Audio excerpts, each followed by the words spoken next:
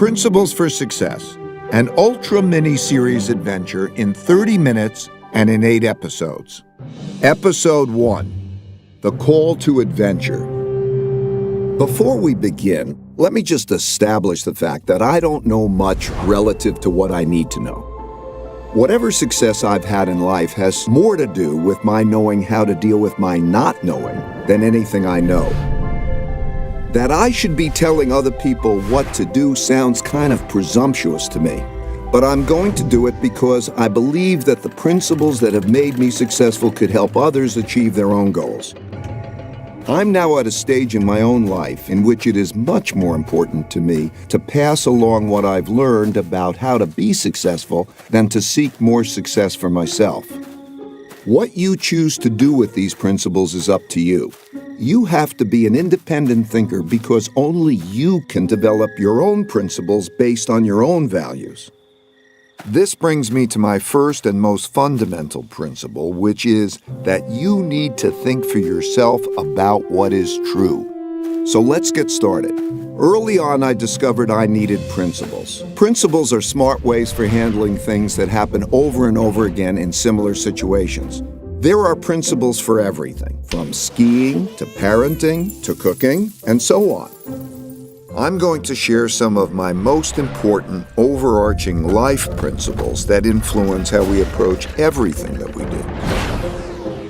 I didn't start out with principles. I acquired them over a lifetime of experiences, mostly from making mistakes and reflecting on them. My life principles are simple, but they're not complete.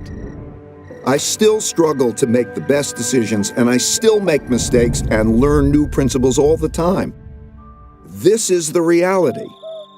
At the beginning, I needed to escape the conventions that surrounded me, which meant that I needed to think for myself. Unless you want to have a life that is directed by others, you need to decide for yourself what to do, and you need to have the courage to do it. But I didn't know that at first. I only learned that from going on my adventure. Looking back on my own journey, I now see that time is like a river that carries us forward into encounters with reality that require us to make decisions.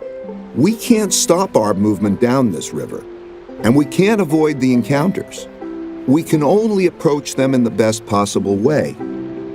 In your lifetime, you will face millions of decisions. The quality of your decisions will determine the quality of your life. Over the course of my lifetime, the most valuable things I've learned were the results of mistakes I reflected on to help form principles so I wouldn't make the same mistakes again. These principles took me from being a very ordinary middle-class kid from Long Island to becoming very successful as judged by conventional measures.